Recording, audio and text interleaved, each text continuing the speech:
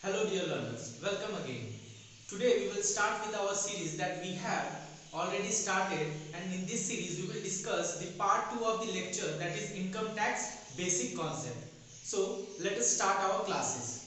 So here, as you can see in the board, that we will today discuss a topic that is SSC. Now SSC is the very basic and very important concept in income tax act. Why? Because any calculation that you are doing or anything that we are discussing in the income tax act, there is a what? A term that has been used again and again in every act, in every concept, that is SSC. Now the question rises, or the question comes in our mind, sir, who is SSC, or to whom we can say that he or she is an SSC. So this has been defined in the section 2 subsection 7 of Income Tax Act 1961. And what does this act says about SSC? So first of all, what you have to do, think yourself as an what? As an assessing officer. आप अपने आप को एक तरह से income tax department सोचिए सबसे पहले एसएससी को समझने के लिए, तभी आप समझ पाएंगे। अब यहाँ पे आपको काम है कि आपको किसी से टैक्स लेना है, ठीक है? तो आप जिससे वो टैक्स लेंगे या फिर जिस पे वो टैक्स को कैलकुलेट करेंगे, जिसके लिए जिससे आपको वो टैक्स को लेना है, वो बंदा आपका बनेगा यहाँ पे एसएससी। और वही हम इस डेफिनेशन में भी देखेंगे। तो देखते हैं कि डेफिनेशन हमारा क्या कहता है। तो first of the C, assessee is what? A person who is liable to pay tax or any other sum under income tax act. So what we can understand that first of all, SSC is a person. Okay, which type of person? Are all the person in this universe can be termed as SSC? No, the person who is liable to pay tax or any other sum to the income tax act, to the income tax department, he can be termed as SSC. The first part of the definition is this one. तो पहला part आप लोग समझ गए। Person क्या, SSC क्या होगा? SSC वो पर्सन है जो कि किसी टैक्स को देने के लिए लायबल है या फिर कोई और सम ऑफ मनी उसको किसको देना है under this act, income tax department या फिर किसी को देना है, then he can be termed as assessee. ठीक है, एसएससी तो हम समझ गए। यहाँ पे फर्स्ट पार्ट जो उसका डेफिनेशन का, सेकंड पार्ट क्या कहता है? सेकंड पार्ट कहता है कि it also includes person. See here, SSC first part already we discussed. The second part is what? It also include person against whom any proceeding has been initiated. For what? Which type of proceeding? For any income or income of any other person, loss sustained by him or amount of refund due to him. तो चलो यहाँ इस पांचों point को समझते हैं सबसे पहले। तो यहाँ पे कहा है कि एसएससी तो एक पर्सन होगा, उसके अलावा क्या, ये पर्सन उन पर्संस को भी इंक्लूड करते हैं जिनके खिलाफ कोई भी ये कार्रवाई चल रही है, मतलब असेसमेंट चल रहा है। ठीक है, किस टाइप के लिए assessment? For any income that he has earn, उसका कोई एक इनकम उसने अर्न किया है। और अब आप जो है, जैसा कि मैंने शुरुआती तौर में कहा कि आप अपने आप को इनकम टैक्स डिपार्टमेंट सोचिए।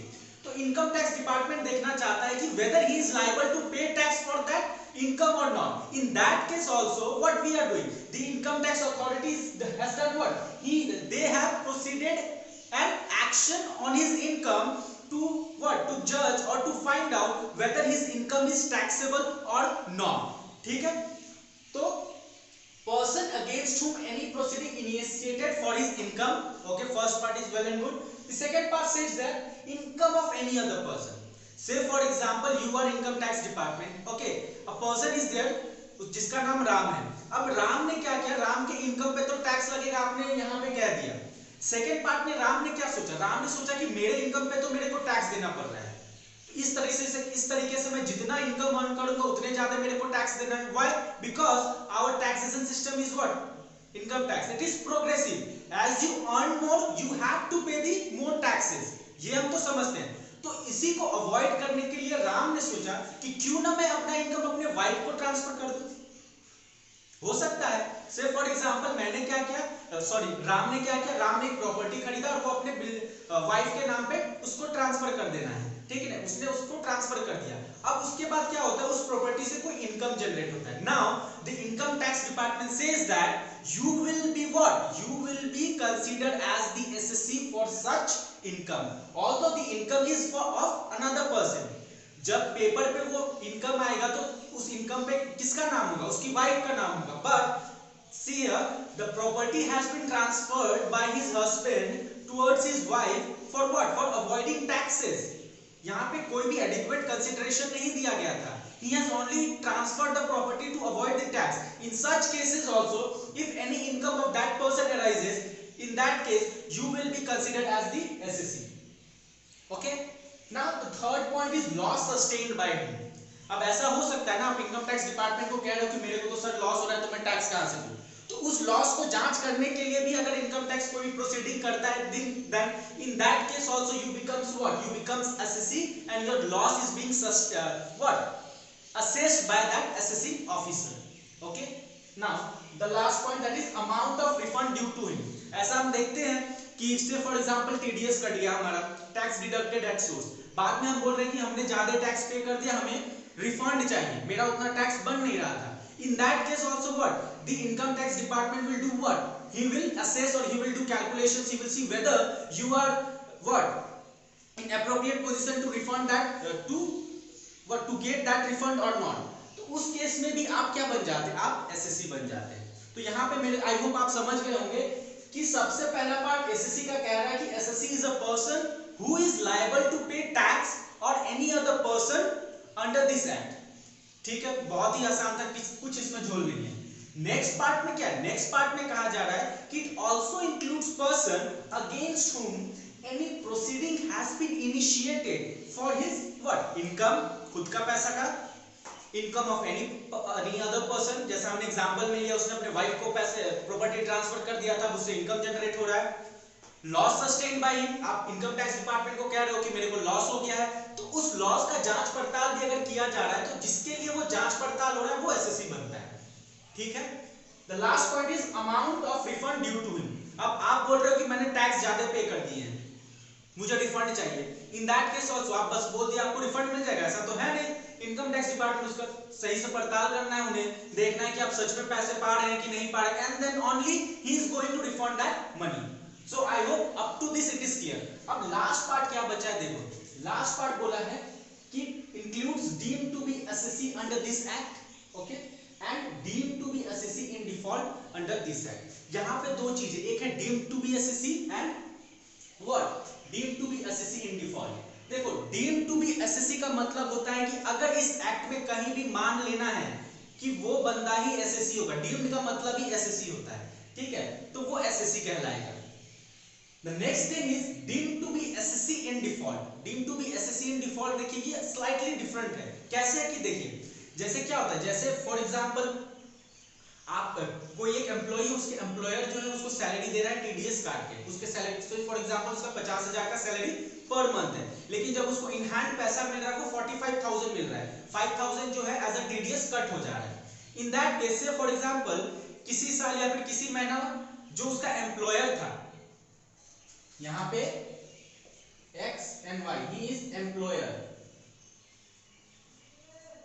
and he is employee. ठीक है, X Y को पेमेंट कर रहा है. किसी एक साल क्या हुआ, इसने 50,000 पूरे पेमेंट कर दिए, 5,000 टीडीएस काटना भूल गया. In that case what will happen? Income tax department will say that अरे बेटा भूले तो तुम अपने वजह से हो ना, तो अब SSC in default तुम कहलाओगे. टैक्स पहले उसको तुम पे करो, फिर उससे रिकवर करो. समझे बात को? तो आई होप आप समझ गए कि एसएससी क्या है. एसएससी कहां पे हमारा लिखा हुआ है, ये हमारे सेक्शन 2 सबसेक्शन 7 में बोला गया है. और इसमें क्या बोला गया है कि assessee is any person who is liable to pay any tax, और any other sum to the income tax department. ठीक है. सेकंड पार्ट क्या कहता है? सेकंड पार्ट कहता है कि it also includes person against whom what? Proceeding initiated. कोई कार्रवाई इनिशिएट हुई है, किस टाइप की? उसके इनकम का, या फिर इनकम ऑफ अदर पर्सन, या फिर लॉस सस्टेन्ड बाय हिम, और amount of refund due to him. ये समझ में आ गया हमें. नेक्स्ट क्या है? नेक्स्ट और दो कॉन्सेप्ट इसमें क्या इंक्लूड होते हैं, एक होता है डीम्ड टू बी एसएससी और दूसरा क्या है? Deemed to be assessee in default. I hope it is clear now. तो आप समझ गए कि एसएससी क्या होता है. आप इसको नोट डाउन कर लीजिए.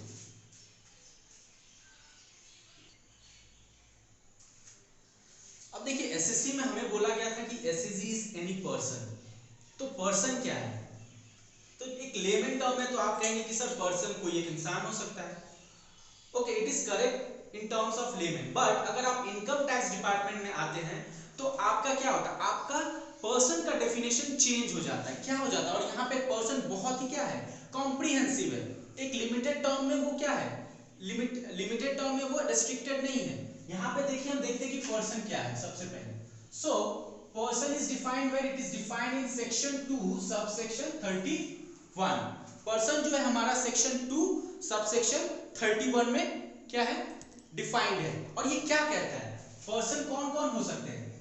सबसे पहले देखिए, person can be any individuals, okay, Ram Shyam कोई भी हो सकता है। It can be any individuals,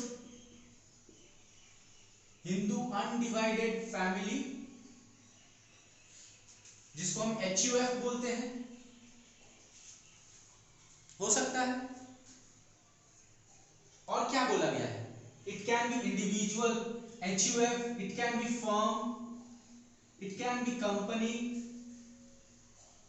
it can be what, association of person, body of individuals, local authority,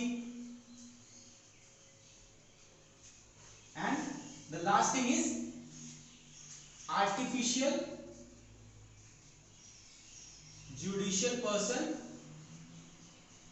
not covered above। तो ये हमारे पर्सन का डेफिनेशन है, एक कॉम्प्रिहेंसिव डेफिनेशन। ये पर्सन का डेफिनेशन कहाँ लगता है, ये हमारे इनकम टैक्स के हिसाब से, ठीक है। तो इसमें क्या कहा गया, सबसे पहले तो देखो पर्सन हमारा डिफाइन क्या है, ये डिफाइन है हमारा सेक्शन 2 सबसेक्शन 31 में। तो पर्सन में हमारे कितने पार्ट हो गए, 1 2 3 4 5 6 7 8, अच्छा टोटल 8 कैटेगरीज हैं। अगर आप 8 कैटेगरी को समझ लेते हैं तो आप पर्सन के डेफिनेशन को समझ जाएंगे। तो सबसे पहला देखिए, पर्सन किसको इंक्लूड करता है, पर्सन एक इंडिविजुअल को इंक्लूड करता है। Now who are the individuals, it is very common और it is very basic to understand that individual can be any person. Say for example Ram Shyam कोई भी हो सकता है इंडिविजुअल राम श्याम कोई भी हो सकता है। Next is Hindu undivided family. Sir ये हिंदू अनडिवाइडेड फैमिली क्या है, we will cover it in the next session, in the upcoming session, but यहाँ पे समझ लो कि ये एक तरह से क्या होता है, lineagely, say for example किसी के पूर्वज का कोई एक बिजनेस चल रहा था और बाय बर्थ और बाय एक्वायरिंग दैट प्रॉपर्टी आप उसी बिजनेस को कंटिन्यू कर रहे हैं, in that case what happens, that type of business is known as Hindu undivided family। Sir इसका कुछ एग्जांपल दीजिए, या फिर कैसे हमें पता चलेगा कि ये हिंदू अनडिवाइडेड फैमिली है। तो कहीं भी आप देखे होंगे मार्केट में लिखा हुआ Gupta and sons, Mittal and sons, तो ये एंड सन्स जहां लिखा रहता है ना, इस टाइप के बिजनेस को हम हिंदू अनडिवाइडेड फैमिली कहते हैं।